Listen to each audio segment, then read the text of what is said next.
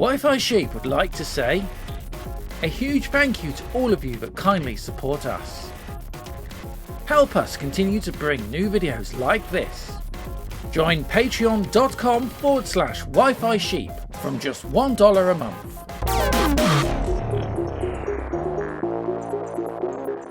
Hello everyone, how you doing? And welcome back to Wi-Fi Sheep right here on YouTube with me, Tom. And what has been a frantic 24 hours. At time of recording yesterday, which was the 20th, either the 27th or 28th, I can't remember now, of October 2021, the Raspberry Pi Foundation announced and released the Raspberry Pi Zero 2W. Yeah, it's a catchy name, isn't it? Well, half asleep in the morning, I ordered one. I then kind of crashed online here on the channel live to tell you the news, and we waited for one to arrive in the post. Hence this morning, a day later, ta-da, one has arrived, courtesy of Her Majesty's Royal Mail, and we'll get right into having a look at it and see if it's any good. So I thought today we would revisit one of the most popular videos here on the channel. That's when I said, could you make a desktop computer using Raspberry Pi Zero for $1? Raspberry Pi Zero original as it was then. That video has done so well on the channel, and I think it's about time we recreated some of the tests there to see how the new Zero 2 matches up. However, before we continue, do you have a need for reliable and cost-effective web hosting for your blog, business or personal website? If so, then look no further than Cheap Host UK. Cheap Host UK's basic plan starts from only 58 pence per month. That's $6.99 a year. And if you're in need of a little bit more, Cheap Host UK's premium packages start from just £1.41 a month or $16.99 a year, complete with a free .co.uk domain name. New customers can also take advantage of an extra 10% off when purchasing any first-time hosting package or domain name from Cheap Host UK. Use discount code SHEEP, that's SHEEP, to get an extra 10% off. For reliable, cost-effective web hosting and domain names, look no further than Cheap Host UK. Full details and affiliate link are in the description to this video.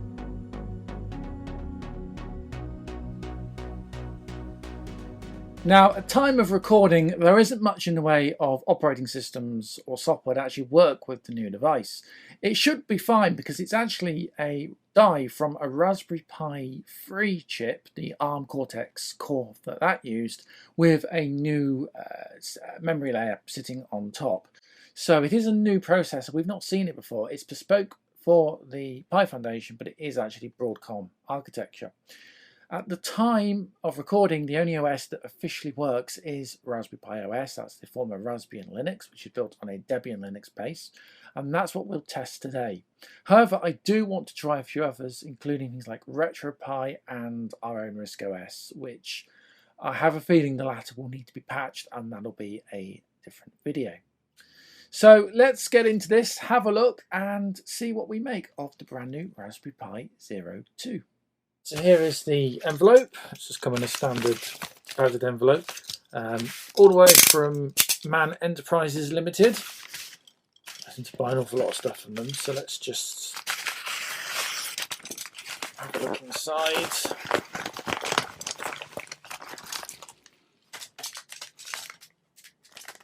And there we are, in a sealed bag, and that is the brand new Raspberry Pi Zero 2W. That's a Ziploc. I think it is. There we are. That's alright, it's a Ziploc rather.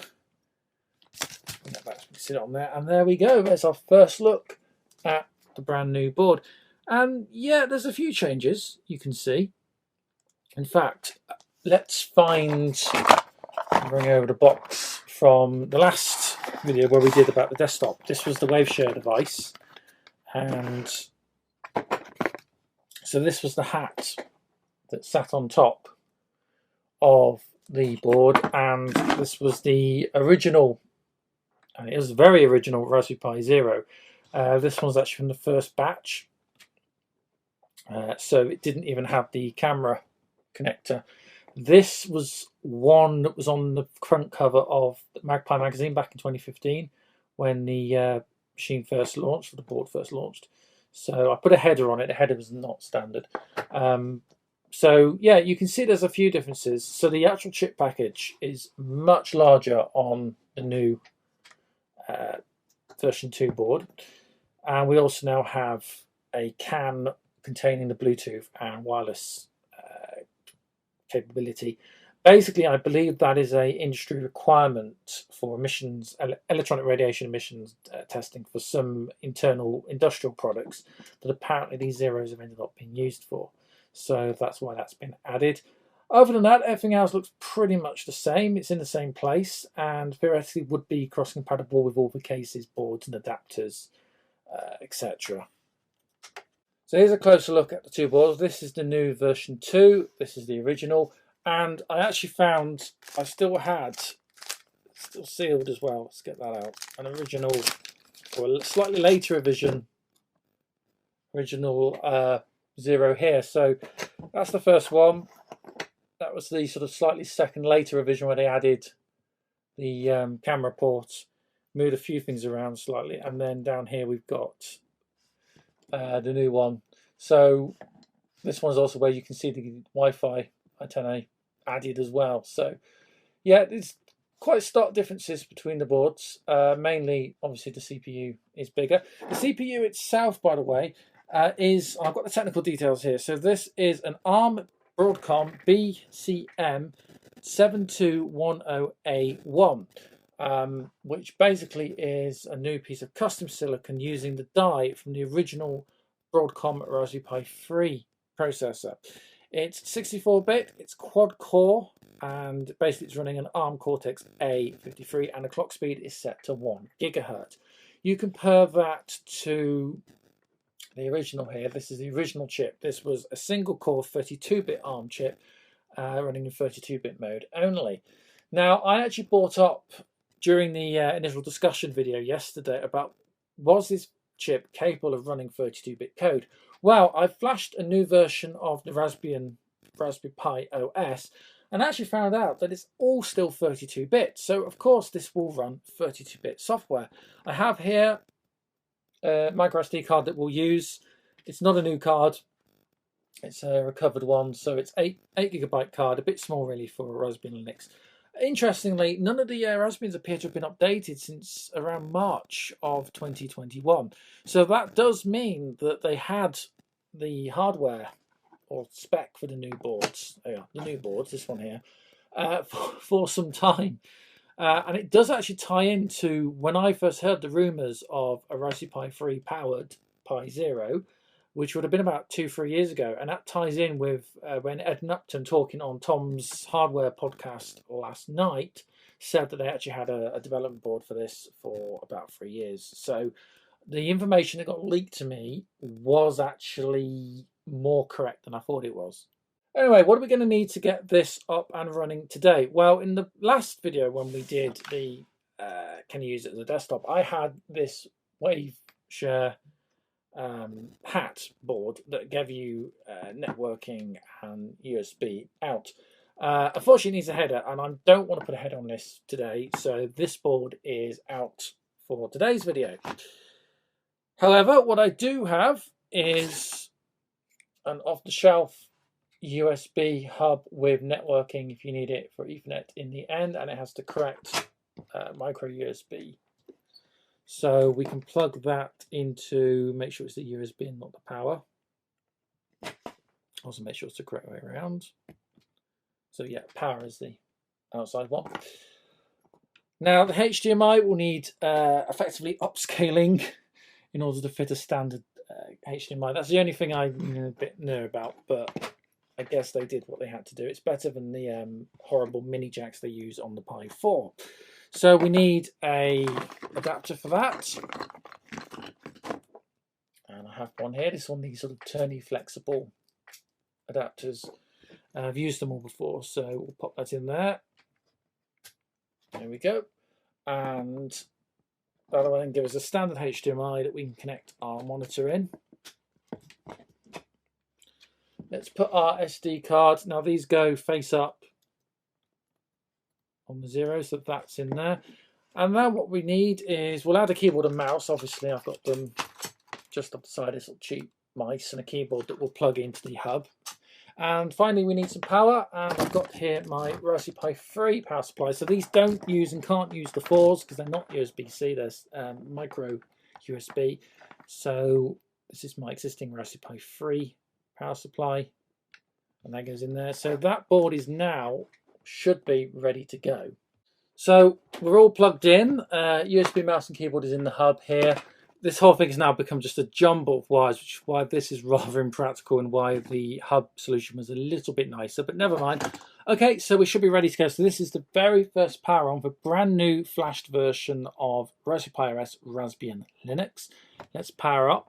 Now I'm going for a capture card, so hopefully you're going to see a straight image of what's on the screen. And I can see the rainbow boot has loaded.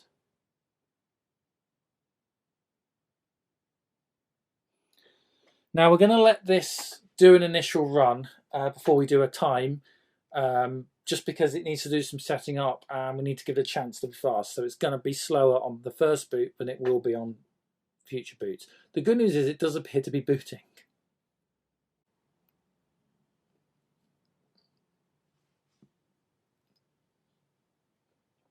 And I don't want to jinx it, but that's already appearing a lot quicker than I remember it being on the original Pi board. So this is looking promising.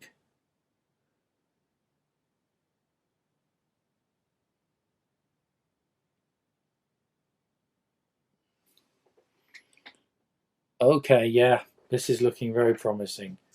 And we've got the initial setup, so yeah.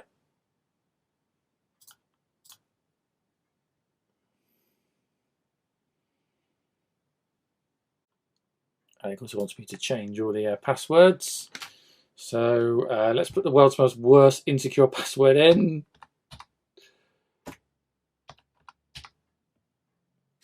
Three letters. There you are, security people.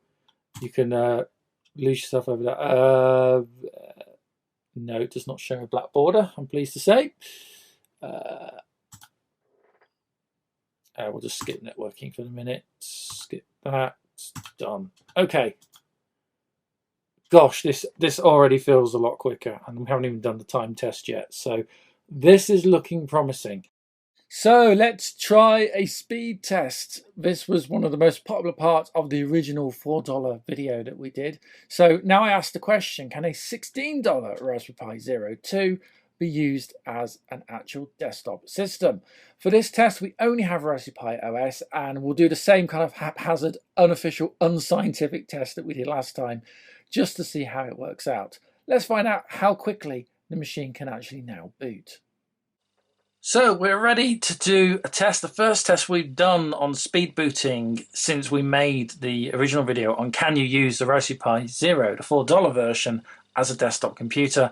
Today we're going to ask the same question, and we're going to attempt to boot it with the Pi Zero 2.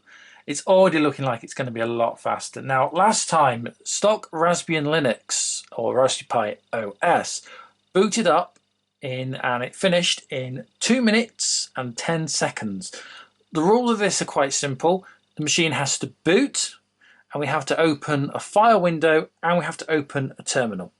That is what we have to do within the time frame. Once the terminal is loaded, we'll stop the timer. It's not a scientific test, it's a little bit haphazard, but it will give us an idea. So I'm just going to bring up the timer on the stopwatch on my phone again, and we'll put that here. So unlike last time where I pointed everything at the screen, you can see this will be down here, and you've got the video feed. So let's do a time from booting up, power on to start. So are we ready?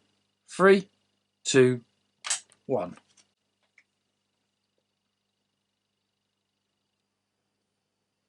Okay, that's looking promising. So this has already been booted up once, just to give itself the setup. So this should be a faster boot. And yeah, you can already tell it's so much faster. 20 seconds in. Get ready on the mouse here, because this involves me clicking a few things. Desktop's in, and we're not even 30 seconds. Okay. Filer window. Prompt. and we'll stop. Okay. I was a little bit late on the stop, but even at me being late, I'll give it a second off of that. So we'll say 37 seconds. 37 seconds, and we're there. Last time it took 2 minutes, 10 seconds to do exactly what we have just done. Wow, that is quite something. I think you've got to agree. That is quite something. Okay, so we know that the stock Raspbian or Raspberry Pi OS works okay, actually works really well. What about some other OSs? At time of recording, there's no other OSs that support this board right now, but I just wonder if anything else would actually boot. So let's try RISC OS Direct. I've got it here as a RISC OS Pi 400. The Pi 400 version is completely backwards compatible with, supposedly with every other Pi, and it was until this one came out. I don't think this is going to work. I think it's going to need patching, but let's just try just to see what happens.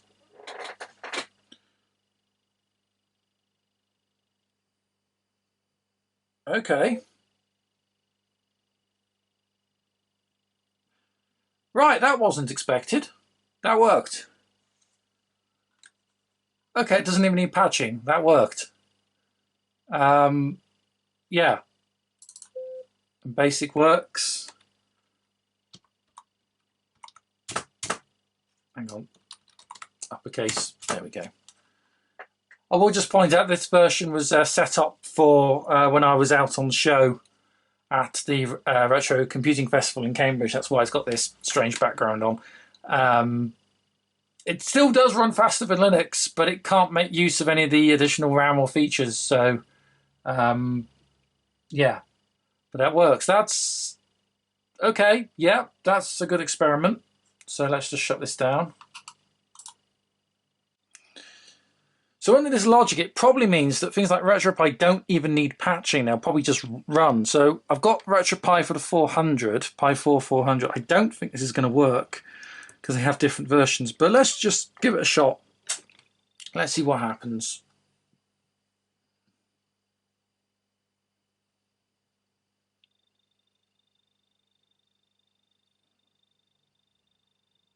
Okay, it's booted to a kernel. Wow, okay, it is working.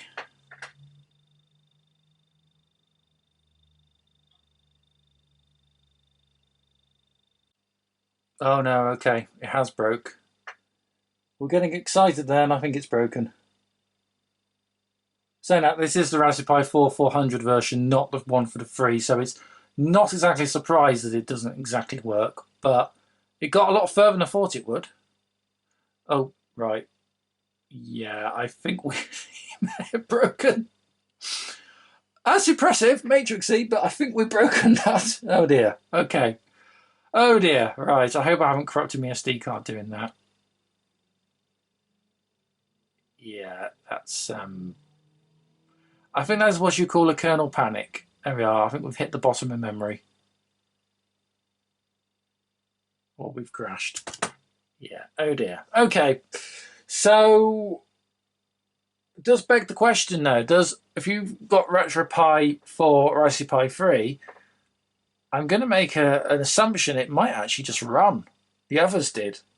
So that's interesting, and we've learned something today.